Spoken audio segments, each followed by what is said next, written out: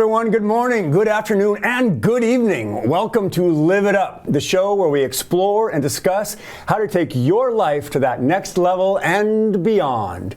We cover health, wealth, relationships, and how to create a life that feels good. Because after all, that's what we ultimately want. We want to feel good. I'm your host and coach, Fletcher and I got to tell you, I'm eager and enthusiastically looking forward to today's conversation because our guest today says, we are all insecure and frightened creatures, desperate for validation, hurtling toward uncertain individual ends with no roadmap to guide the way. Wow, what a statement. Greg Bennick is a world changer and the author of Reclaim the Moment, 7 Strategies to Build a Better Now. And he's going to be on with us today to share some key takeaways that we can use as a roadmap as we endeavor to create more clarity, more certainty, and connection on this journey.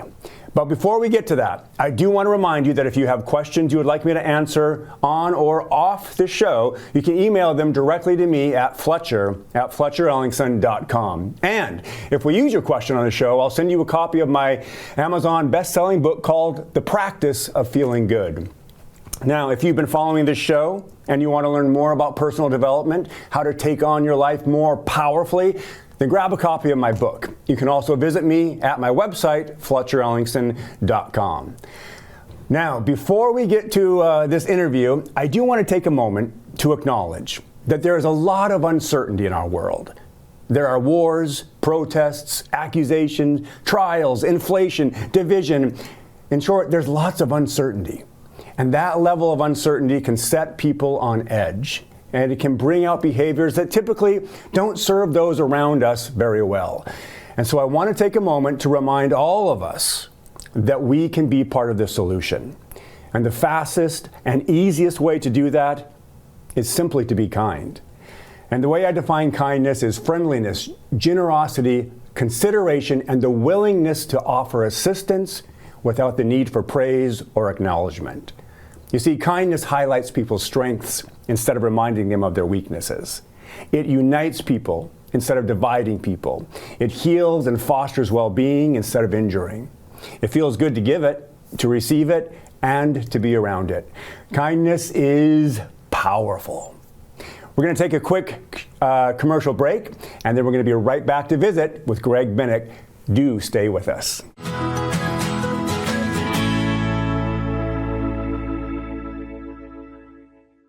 Hey everybody, welcome back to Live It Up. I'm so glad you're here. I'm so glad that you're in this conversation. This morning on the show, we have Mr. Greg Bennick. How you doing, Greg? I'm doing really well, man. I'm very happy to be here today. Yeah, I'm just going to read a little bit about you so our audience knows you. Greg Bennick knows about focus. Though reading about his life, you wouldn't know that. He is a best-selling author, boom, a keynote speaker, a noted rare coin researcher, TEDx speaker, a speaking coach, a humanitarian philanthropist, and an influencer devoted to transforming the world by inspiring personal and social change. That sounds like somebody who knows nothing about focus, but please, go on. Say more about me. Yeah, so you've been on quite an adventure. I have been, and that's intentional, right? Yes. We get one shot at this, so why not live it up to its fullest? I love it, yeah. I love it. So before we get into the book and what you're doing, we always start off with a win because we want to focus on what's going well. So what's something going well in your life that you can share? So I can even say being here today. And what being here today represents is saying yes before saying no, which is something that I'm really working on, thinking about, and pushing recently. Being here required driving hours through mountain passes and snow.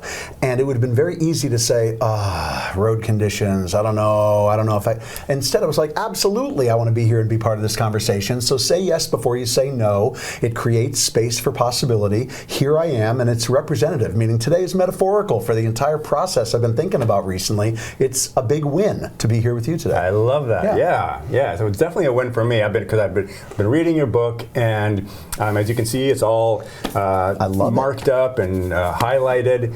So we're talking about some good stuff. We're talking about some deep concepts. For sure. We're talking about some profound concepts. Mm-hmm. And I got to tell you that reading your book has shifted some of my thinking. That's amazing. Yeah, I mean, it really has. So thank you for that. But let's get to it.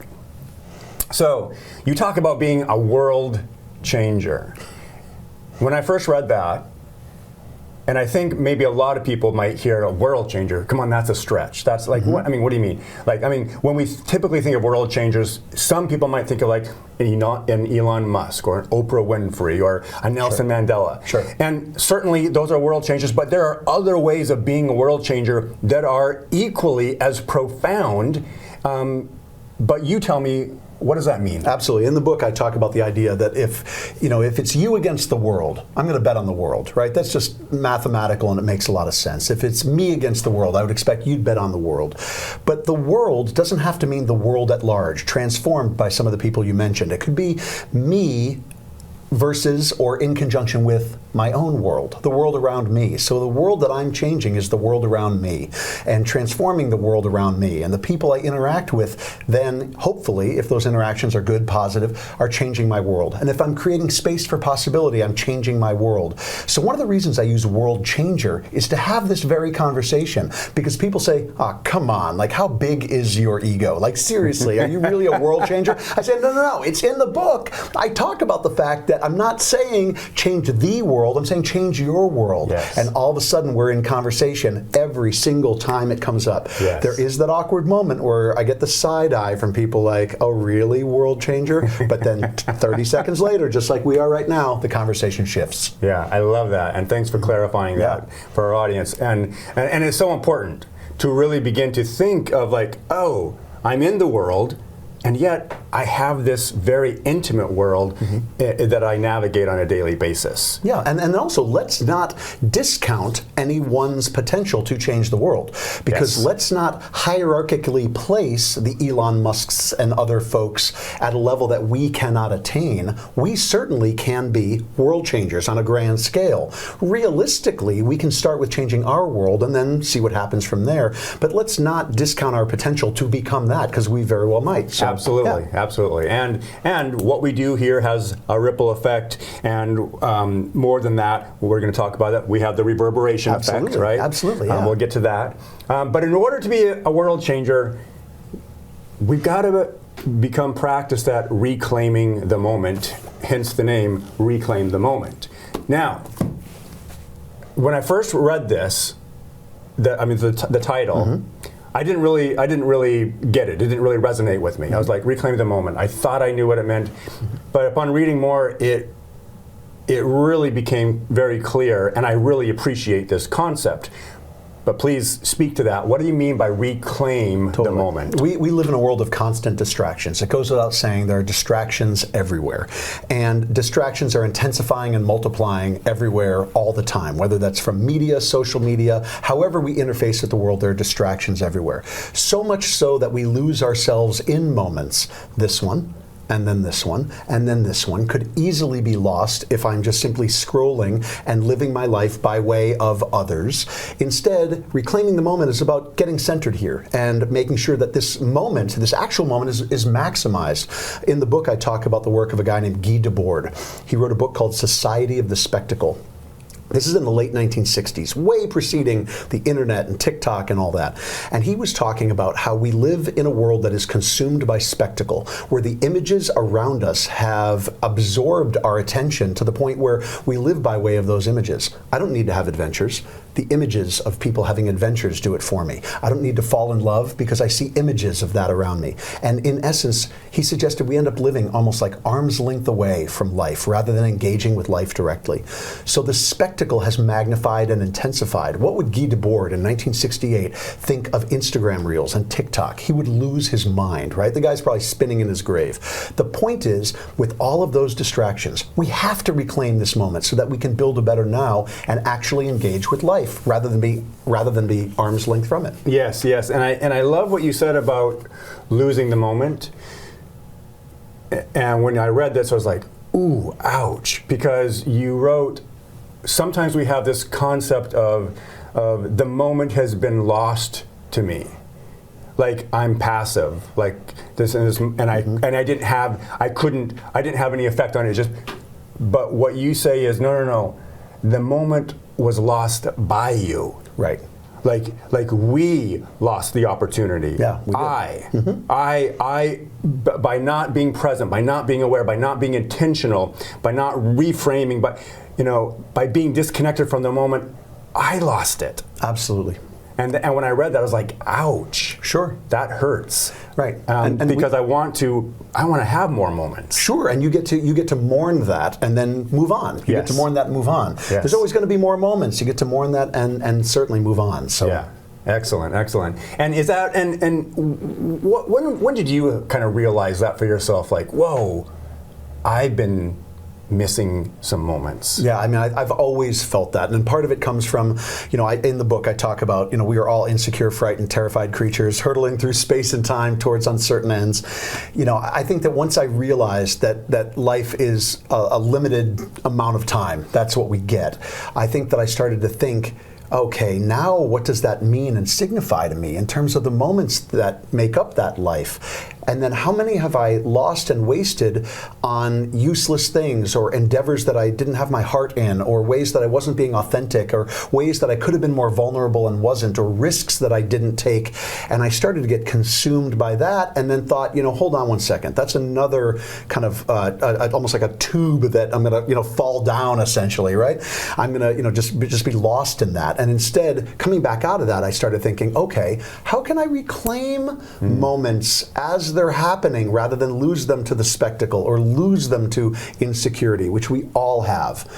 How can I do that? And that's where that originated from. Yeah, I love that. And thanks for saying that. Yeah, we all have that insecurity. Absolutely. We all have that need and are searching for that validation, right? Mm-hmm. And it's not a negative thing. It's not a bad thing. It's just this is the way the machine works. It's the human condition. I mean, and I say in the book, I'm not a guru. Don't follow me like a guru. I am the exact same creature as you. We are functionally insecure and wandering around and trying to eat food, before we die. Basically, we're all doing the same thing. So how can we maximize our time and create possibilities so that the relationships we have are deeper, so that the opportunities afforded to us are ones that we don't take advantage of, but we explore and develop? I think that we can all live better lives and build a better future by building a better now. Yeah, and so in the book, one of your principles is the concepts you're putting forth is this concept of reclaiming the moment, and then you have 7 strategies to build a better now. So talk about building a better now, because I saw there's a little section in your book what specifically you mean by that. Before we even get into the strategies, what do you mean by build a better now? Yeah, well, I mean, there's one way that I've been thinking about it recently is, I've been trying, as I mentioned, saying yes before we say no, right? That's a good example. We can develop in this moment, this unique moment now, right now, quite literally, and we can do that through a number of different means, the strategies in the book. And for example, saying yes before we say no is something that's really vital and essential. We all have a gatekeeper, and this gatekeeper lands at the periphery of our self-doubt, essentially. And I encounter this gatekeeper often, where the gatekeeper suggests, no, that's the limit. You can't go beyond that edge of self-doubt. And the interaction with the gatekeeper is really difficult. And this isn't in the book, but the concept is that as soon as we interface with this gatekeeper, if we allow the gate to stay closed within the limit of what we think is possible, we're right, and the gatekeeper wins. The gatekeeper exists and thrives off our self-doubt. And once we move past that, opportunities open. Well, we're only going to get there if we build or develop a moment that is now on our own terms, and with confidence step into it. All of a sudden, when we create space for possibility, life opens up, opportunities open up, and our potential opens up, and that's what the book is about. Yeah, and I think I was honing in on that self-doubt concept, because I think, I can't remember if you said it or you were quoting somebody in the book, but it was like, social media, marketing, they play almost exclusively to our self-doubt. That's right. Right? That's right. I mean, it is what gets us to purchase something. It is what gets us, it's a massive influencer on our decision making. Absolutely it is. Yeah. So, and then on page 27, I just want to share this, build a better now. When you say build, you mean create actively and with focus. A says, not many, just one. Just one. Right? And better, not perfect. That's right. Right? That's right. Not perfect is it's good enough for now. Absolutely. Or it has some element of workability, Yeah, right? for sure. And now, this very moment, so we can launch from here. Yeah, and people ask me all the time, what do you mean by the moment? And it's like, it's not philosophical. This isn't like pure philosophy. I mean, quite literally, how can I make this moment better? Through developing this relationship with you, through being present with you, through being here in this moment and actually making sure that I'm maximizing the opportunity of the communication with you. All of a sudden, we're building a better future right here, right now. I love that. Hey, I hope you're enjoying this conversation as much as I am, because I really am, but we got to take a commercial break. We'll be right back. Stay with us.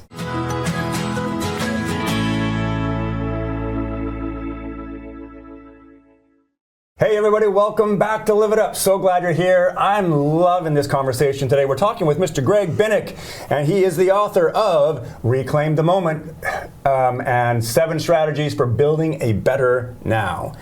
All right, so as we build a better now, you mentioned in your book, and this was really exciting to me, as we build a better now, you can impact people that you've never even met. Yeah. So tell me a little about what you mean by that. Absolutely. So the idea is very simple, meaning that there are people outside the realm of this conversation. Let's put it right here, right now. Outside the realm of this conversation who are not you, not me, not watching, not here in the studio. There's people who have no interface with this. We can take the inspiration from this conversation and the ideas in this conversation and go out in the world and share the inspiration with other people, even if we don't give them a word-for-word, play-by-play of what happened here today. I'm excited to see you. You and I have known each other a while. I'm excited about this show. I'm excited about communicating these ideas. If I so much as take that excitement and later on today when I get the tires changed on my car, with the interactions that I have with the people at the tire center, bring this excitement to them, all of a sudden this show is reaching them. And if we start thinking about that and thinking about the way that our inspiration, our excitement, our energy, our creativity can impact people beyond the immediate sphere of our existence, all of a sudden the influence expands. I'm really interested in that idea, and I've seen it happen time and time and time again, from the stage when I'm doing keynote speeches or singing in a band, because I sang and sing in punk rock bands for years and years and years.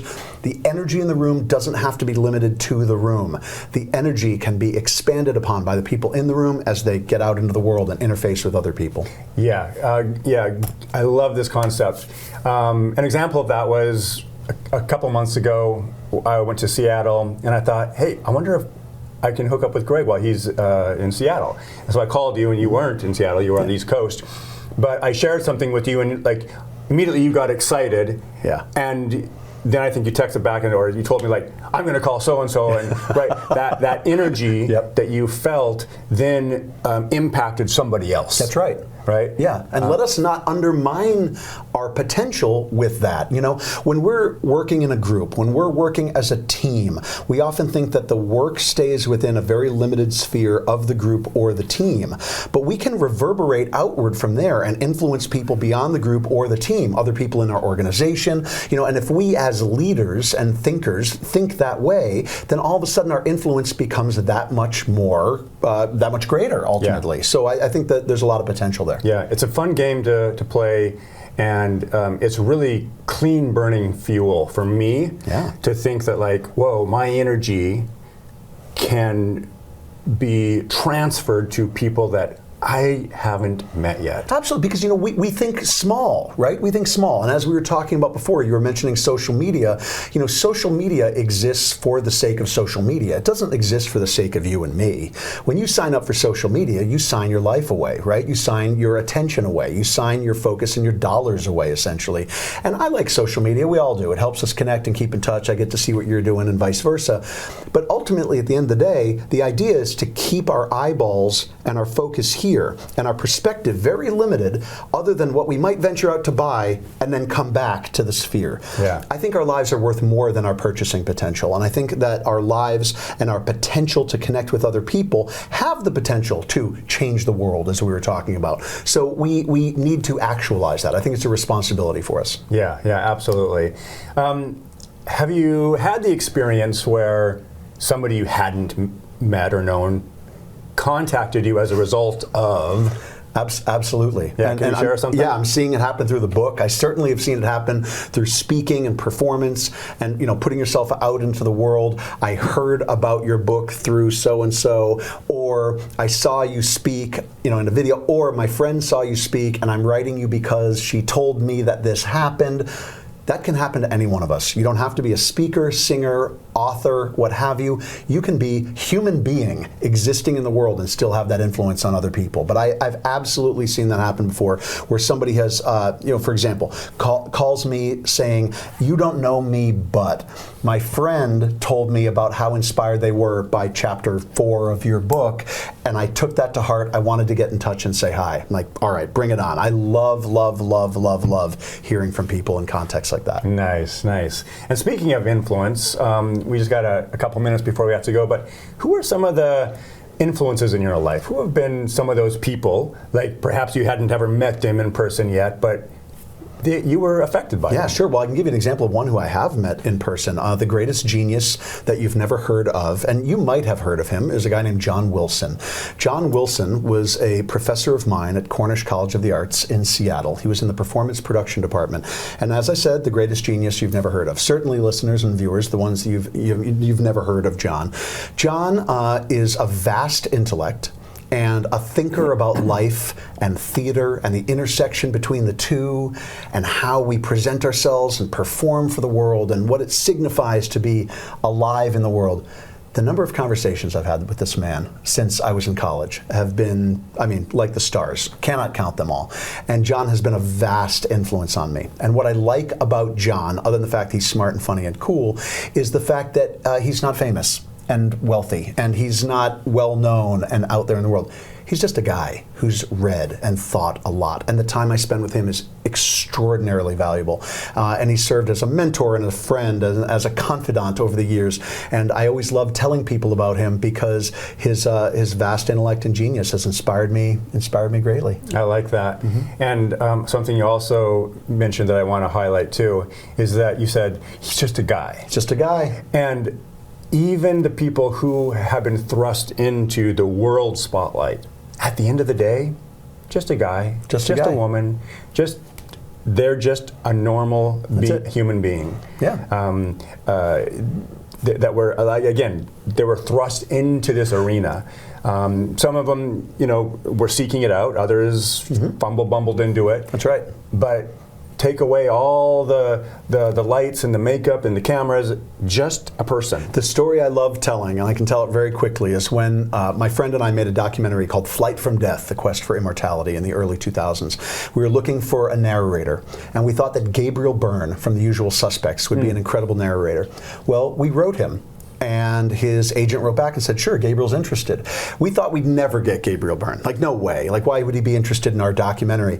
Well, he wrote back and asked for a script. We sent a script and he was interested. We worked out an arrangement. He flew to Los Angeles. And all of a sudden, I went from thinking there's no way that I could contact Gabriel Byrne from The Usual Suspects, one of the greatest movies of all time. All of a sudden, I'm literally sitting eating vegan chocolate chip cookies with him in a studio in Los Angeles, having had him just narrate my documentary, right? Yes. So when we were working on the documentary, we never dreamed that that was possible, but Gabriel Byrne was just a guy, and he liked our documentary, and then we just had conversations and he narrated it. At the end of the day, we are just people, and I talk about it in the book. Yeah. Like, don't read this book as if you're reading the words of a guru. Read this book remembering that I wrote it as reminders for myself. These are things I need to remind myself of. Kindness, connection, saying yes before we say no, stepping into possibility and creating possibility. I need to remind myself of these things all the time because I'm just a guy, insecure, frightened, terrified like the rest of us, hurtling through space and time, trying to eat good food. And well said, well said. All right, hey, we got to wrap this up. It's time for you now to get out there, be a source of kindness, be a source of contribution. You do have something to offer this world, and I believe in you.